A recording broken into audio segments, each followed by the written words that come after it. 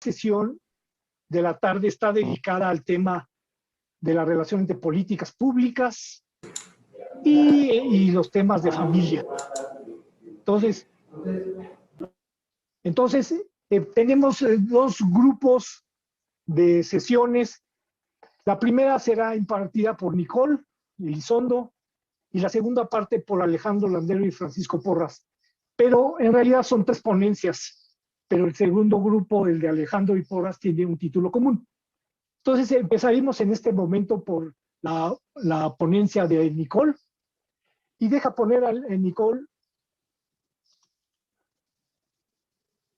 tu currículum.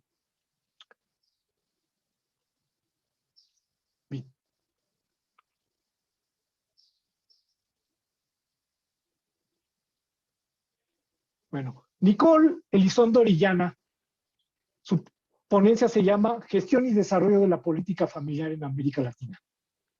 Ella es cientista política, mención Gobierno y Gerencia Pública en la Universidad Alberto Hurtado en Santiago de Chile. Es magíster en Gestión y Política Pública del Departamento de Ingeniería Industrial de la Facultad de Ciencias Físicas y Matemáticas de la Universidad de Chile. Actualmente se desempeña como investigadora del área de políticas públicas del Centro UC de la Familia de la Pontificia Universidad Católica de Chile. Se encuentra a cargo del Observatorio de Políticas Públicas, publicación trimestral del Centro UC de la Familia. Sus áreas de interés son políticas públicas, políticas comparadas, desarrollo humano, gestión pública, instituciones democráticas y metodología. Pues es una experiencia y una formación muy importante sobre el tema que nos preocupa ahora, Nicole. Entonces, quisiera dedicar este tiempo a que nos hablaras de lo que nos preparaste y que sería algo muy interesante conocer.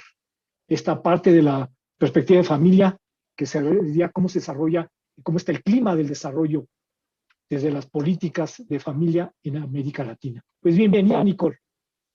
Muchas gracias Fernando por la invitación y aprovecho de saludar a todos los presentes.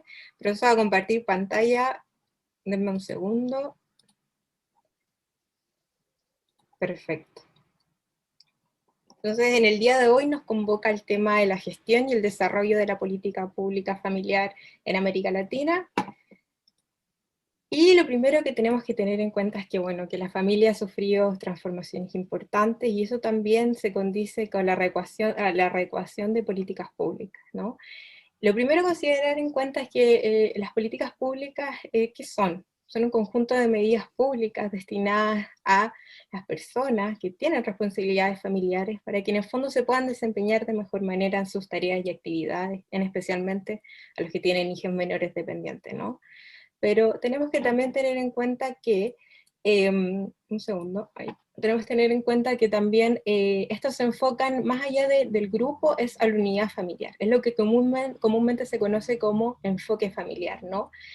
Y por supuesto, cuando hablamos de estas políticas con enfoque, perspectiva o política pública familiar, también estamos hablando de políticas que afectan tanto directa como indirectamente a la familia, implícita o explícitamente, y también con un grado de focalización o de universalidad o a través de transferencia o de desgravámenes fiscales, ¿no? Generalmente las políticas que más conocemos y que siempre las tenemos muy presentes en el estudio tienen que ver con la conciliación del trabajo, con los hijos, la estabilidad financiera familiar y por supuesto la adecuada atención infantil, ¿no? Pero si nos referimos en el fondo a esta política familiar, comúnmente también tenemos que hablar de esta protección social, ¿no? Y según la Agencia de Estadísticas de Europa, tenemos que en promedio en Europa se gasta un 27,9% de la protección social. Pero de esta también hay un heterogéneo grupo de países que en el fondo van desde Francia, que destina un 34%, hasta Rumania con un 14,4%. En ese sentido, nos preguntamos entonces, ¿cuánto de esto gastan en familia, no? Y acá parece que también tenemos la misma tónica, ¿no? Acá tenemos que en promedio se gasta un 8,2%, pero tenemos países, imagínense, Luxemburgo con 15%, y los Países Bajos con un 4%. Es decir, tenemos también diferentes condiciones, diferentes realidades. mirada comparada. La mirada comparada aquí tiene que ver con la gestión, en el fondo, que es el título que nos convoca. Y en ese sentido, nosotros como Centro UC de la Familia realizamos en el 2008 un estudio sobre modelos de desarrollo de familia. Y acá, por supuesto, tenemos la experiencia comparada de 18 países en institucionalidad de familia. ¿Ya? Quisimos saber cómo eran, cómo funcionaban, cuál era la dinámica que ellos tenían en familia, qué beneficios se optaban en vez de otro, y cuáles eran las tendencias que ahora estaba el mundo en el fondo experimentando.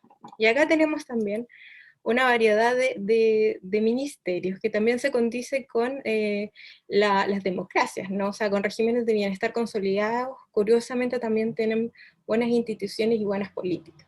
Acá algunos ejemplos como Austria, Alemania, Italia y Luxemburgo, países que han consolidado los ministerios de familia, pero a su vez también han incorporado, por ejemplo, la tercera edad, las mujeres, los jóvenes, y por supuesto con un enfoque más integral, ¿no? Por supuesto, estos ministerios no funcionan por igual, ¿no? Y nosotros distinguimos acá tres elementos importantes. Estos ministerios de familia en el mundo también pueden actuar como órganos consultivos en primer lugar, en segundo lugar como oficinas de política familiar, y en tercer lugar más de corte investigativo, ¿no? Y acá tenemos casos muy, muy interesantes. Por ejemplo, tenemos órganos consultivos, que en el fondo están dedicados a medidas técnicas o legislativas, y el caso que más destaco yo es el de Eslovenia, que tiene un consejo para los niños y las familias. Y justamente este es el que supervisa, el que propone también medidas tanto para el gobierno en el fondo, como también para la legislación, para el Congreso, lo cual es sumamente importante porque juega hoy un papel de coordinador en un fondo de estas políticas. Por el otro lado tenemos las oficinas de política familiar, ¿no? Y el caso de Corea del Sur. Aquí es muy importante porque esta oficina de política familiar actúa como planificador tanto de nivel central como local, lo cual es sumamente positivo y también nosotros lo relevamos porque en el caso de Chile también es un país muy centralizado. Entonces, cómo funcionan las dinámicas es muy similar. Y por último tenemos los ministerios que también dedican una parte importante, no solamente a la coordinación, a la implementación y al diseño de políticas propiamente tal, sino también a la investigación y a la asesoría. Y ahí tenemos Austria e Italia fundamentalmente. En el caso de Austria está el Instituto Austriaco de Investigación Familiar, que es considerado uno de los con mayor desarrollo, y básicamente asesora, pero también investiga y propone temas a la vanguardia. Dicho esto, en el estudio nosotros recabamos que en síntesis, bueno, no todos los países cuentan con un departamento ministerial propiamente tal o una estructura tan consolidada dedicada especialmente a la política familiar. Eso es lo primero que hay que tener en cuenta. Lo segundo es que como son heterogéneas en estos estados de bienestar, comúnmente también los tendemos a confundir con focalización o con política social, ¿ya? Y en tercer lugar, el principio de la subsidiariedad está orientada al 100% a la protección social, es decir, a las asignaciones familiares. Y esto últimamente se ha ido acrecentando, ¿no?, por producto de las tendencias globales. Por ejemplo, hoy en día es la pandemia, pero hace 10 o 15 años atrás fue un shock externo económico. Entonces, dado estas externalidades, la política también se va ajustando, ¿no? Y esto tiene que ver también con la capacidad fiscal de los países. Si ya tenemos esta mirada, ahora nos interesa mirar cómo fue con América Latina y el Caribe. Y en América Latina y en el Caribe tenemos acá una doble dualidad, ¿no?, que es importante de resaltar. O sea, por un lado tenemos asimetrías sociales y económicas que históricamente han segmentado nuestras sociedades, y por otro lado tenemos el acento de cómo podemos invertir y fortalecer los sistemas sociales de protección social. Esto que parece en pugna ha sido muy, muy difícil en el fondo de equilibrar, ¿no? Porque siempre vamos a tener estos rezagos sociales que nos acompañan, pero a la vez también queremos también inversión social, pero a costa de también tener déficits públicos y solvencia financiera que no siempre nos acompaña en la región. Cuando hablamos también de gasto social en América Latina, este es un gráfico del 2019, y ustedes se fijan que tenemos gasto en protección social, educación y salud, que son los tres principales gastos que que realiza el gobierno central en el continente, tenemos que en promedio en el gasto en protección social ha sido 4,3%, en educación 4% y en salud 2,3%. ¿Ya? Y en promedio, si ustedes se fijan, ha aumentado básicamente desde el 2000 hasta el 2009, ha aumentado casi el doble, pero aún así muy estable y muy afecto, por supuesto, a las tendencias económicas externas. ¿Qué pasa en los países? Y ustedes ahí se ven la heterogeneidad que tenemos en toda la región, tanto en Sudamérica como en Centroamérica. Acá tenemos, por supuesto, que algunos gastan mucho más en protección social, como es el caso de Brasil y Argentina, sin lugar a dudas, junto con Cuba, y también tenemos algunos que más o menos se mantienen estables, es decir, salud, protección social y educación más o menos equilibrados, ¿no? Como caso de Chile, como caso de Costa Rica, etc. Ahora bien, si tenemos el gasto, ¿cómo funciona entonces la política familiar? Y si nos vamos y miramos con lupa la institucionalidad de América Latina, la verdad que tenemos escasa institucionalidad, ¿no? Yo acá en este cuadro les sitúo algunos consejos, institutos y algunos ministerios que se han creado en el último tiempo, pero la verdad es que no deja de llamar la atención la escasa institucionalidad que existe dedicada a la familia.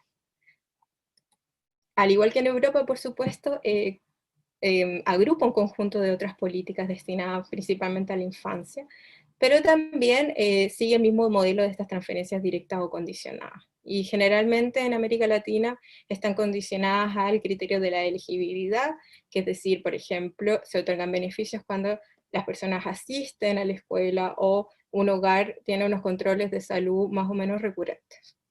En el continente hay dos elementos o en el fondo dos programas que han sido muy destacados históricamente, que es el Bolsa de Familia en Brasil y el Chile Crece Contigo de Chile.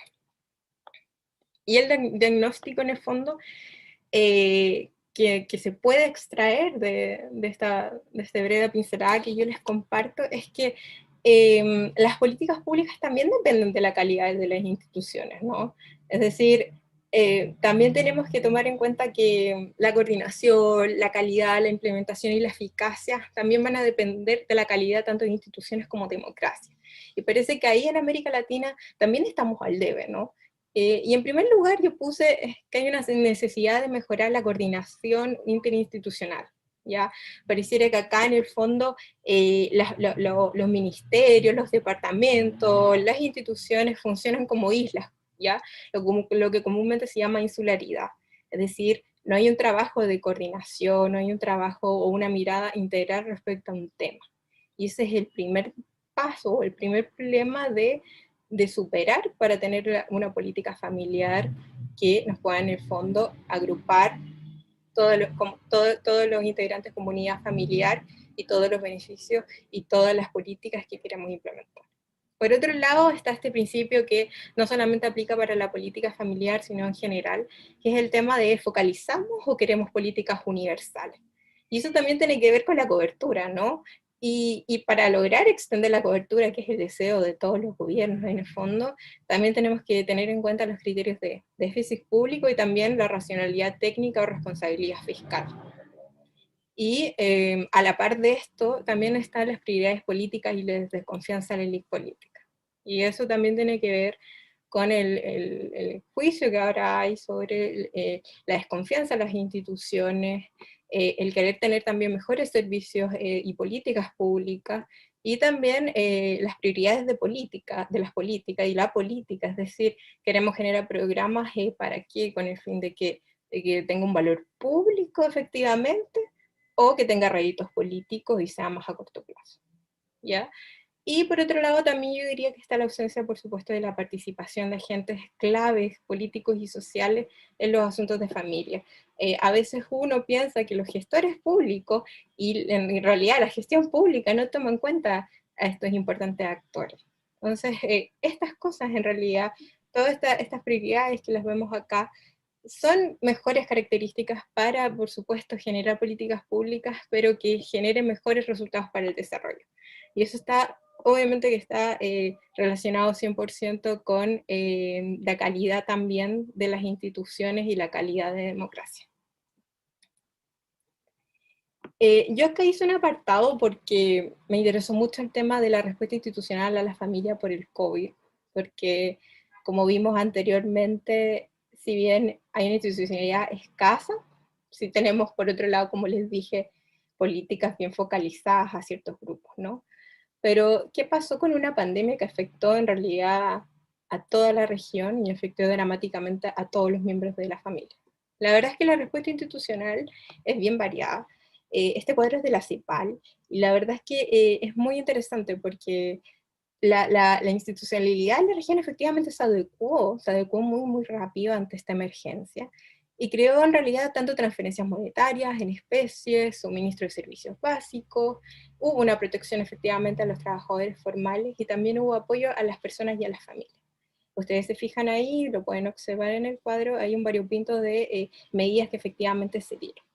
Ahora, si uno pone el énfasis y pone la lupa en cómo fue, cómo fue o cuál fue el monto de las transferencias, nos tenemos que fijar en el siguiente gráfico. La verdad es que el monto de las transferencias para enfrentar esta pandemia, si ustedes se fijan ahí, solamente 4 países tienen un nivel alto, que es Brasil y Chile, con Panamá y República Dominicana. Pero el resto, la verdad, es que se encuentra por debajo de los subsidios que incluso entregaban previo a la pandemia. Entonces, este gráfico en el fondo nos da cuenta que desde marzo a diciembre esos beneficios han sido insuficientes en el fondo para poder subsistir. De este análisis, en el fondo, 32 países implementaron 263 medidas de protección social que fueron dirigidas a la población de mayor vulnerabilidad en esta etapa de la pandemia, ¿no? De esas, 127 fueron ligadas a América del Sur, 74 al Caribe y 62 a Centroamérica. Ahora, respecto al tema de las transferencias monetarias directas. Transferencias monetarias directas hubo en los países, yo solamente pongo acá unos ejemplos para dar cuenta de las ayudas que recibieron. Y la verdad es que si ustedes se fijan acá, los montos mensuales en dólares varía. O sea, tenemos países como Perú, Costa Rica, Chile, que tienen sobre $200. Tenemos otros países como Argentina, con el ingreso familiar de emergencia, y Brasil. Y por último tenemos también Colombia, que tiene solamente $42. Ahora bien, este varios de transferencias no fue igual, por ejemplo, en duración. Tenemos algunos beneficios que todavía están en el tiempo y algunos que lamentablemente han tenido que recortarse producto, por supuesto, del costo que significa. Y cuando nos referimos ahora a los desafíos, por lo tanto, de la política familiar en América Latina, lo primero que tenemos que tener en cuenta es algo que a veces la política pública y la gestión no toma tanto en cuenta, que son los pactos sociales, ¿no? La necesidad en el fondo de que los actores puedan unirse y puedan integrar y puedan generar políticas que vayan en la dirección adecuada. A veces agendas tan confrontativas no ayudan en el fondo a generar espacios para una política de largo plazo, es decir, políticas que al menos estén pensadas de aquí a los 30 años, ¿no? Y siempre tenemos esta mirada a corto plazo y siempre está la mirada, por supuesto, puesto también en la solvencia financiera de cada país, eso es un hecho, ¿no? Y en segundo lugar, también, y muy ligado al diagnóstico que realicé anteriormente, están estas competencias institucionales, ¿no? O sea, la importancia de las instituciones y las políticas públicas, y muy ligado al título de este ciclo de seminarios a la democracia, ¿no? Si eso está atrás, eso está interpelado. Y en el fondo de eso también tenemos un largo camino. En el diagnóstico que en el fondo les mencioné, se pueden capturar algunas luces y fotografías, y por supuesto que no es todo, porque política social es una parte, pero por supuesto que hay otras dimensiones que también se tiene que hacer cargo, la institucionalidad, ¿no? También tenemos en tercer lugar nuevos valores emergentes que también van a hacer una disrupción ahí en la política familiar. ¿Cómo la política familiar va a responder, por supuesto, a este individualismo o la autorrealización de ahora de las nuevas generaciones, ¿no? ¿Se va a adecuar? ¿Cómo lo vamos a adecuar? ¿Cómo se va a entender en el fondo esta política unitaria como grupo? Entonces, todas esas interrogantes en el fondo se van a ir viendo a medida en el fondo que pasen los años, ¿no? Y en cuarto lugar está la modernización del Estado y la calidad de la democracia, que en el fondo engloba todos estos elementos. Adicionalmente, hay nuevos hitos, ¿no? Nuevos asuntos, nuevos grandes temas, nuevos desafíos para la política familiar. Uno de ellos es el Ministerio de la Soledad, ¿ya? Este es un tema muy reciente. En el Reino Unido fue el pionero en generar este ministerio en el 2018, y luego este año tenemos el ejemplo de Japón. La verdad es que estos temas son recientes, y curiosamente en estos dos ministerios se dio de manera totalmente distinta, a pesar de que el tema es el mismo. En un primer lugar, Reino Unido fue porque tiene alrededor de 7 millones de adultos mayores viviendo solos. Entonces, su gran tema de la soledad fue crear este ministerio para ir a ayuda especialmente de ellos. Y en el segundo caso está Japón, que Japón creó este ministerio porque tiene una alta tasa de suicidios en jóvenes. Entonces, justamente, una forma de combatir esto es básicamente mediante un ministerio que pueda integrar de otra forma las políticas que vayan en ayuda de ellos. Esto también incorpora nuevos temas y nuevas tendencias de salud mental. Por ejemplo, está el caso de los hikikomori en Japón, que son estos jóvenes que viven aislados por meses o por años, alrededor de 5 meses hasta 5 o 7 años pueden vivir solos, totalmente aislados de la sociedad, ¿no? Y esto también va a generar, por supuesto, disrupciones a la política familiar, como les cuento. También tenemos el hecho de la nueva tecnología, ¿no? Y si bien la nueva tecnología ha sido favorable para la mayoría de los miembros de la familia, también implica a lo largo plazo algunos desafíos.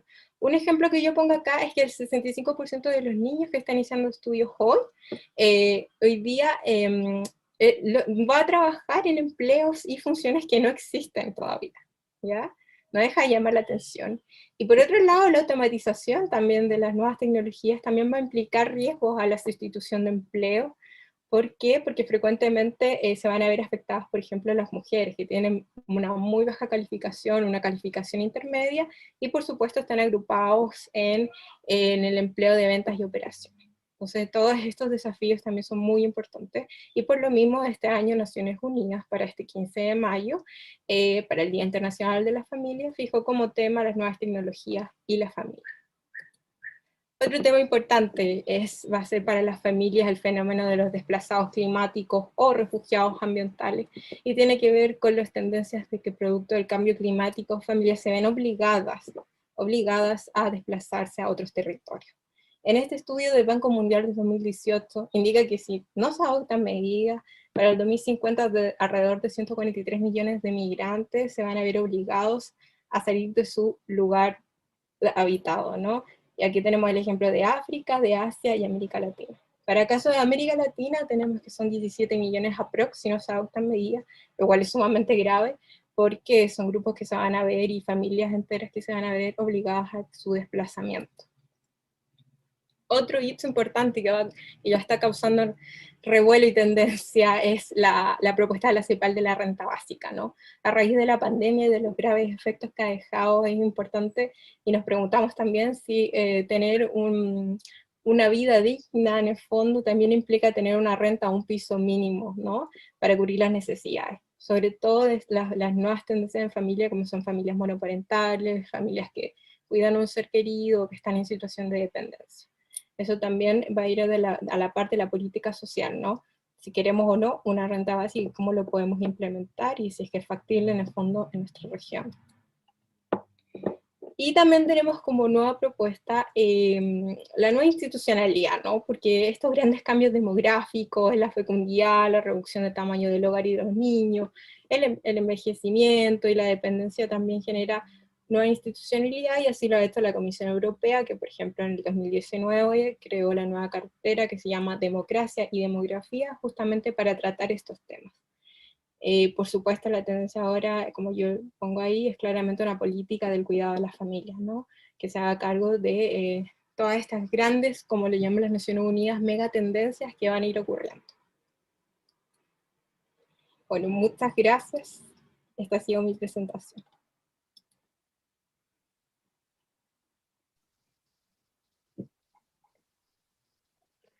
Muchas gracias, Nicole. El tema que hablas es nos permite acceder a una visión multinacional, en el sentido de muchos países, sobre el estado de las políticas de familia, cuál es la pertinencia y el desarrollo de los distintos institutos o equivalentes que se han creado en los diferentes países. Es un tema particularmente importante, que ya tendremos un poco más adelante un espacio para discutirlo. Pues muchas gracias por tu conferencia y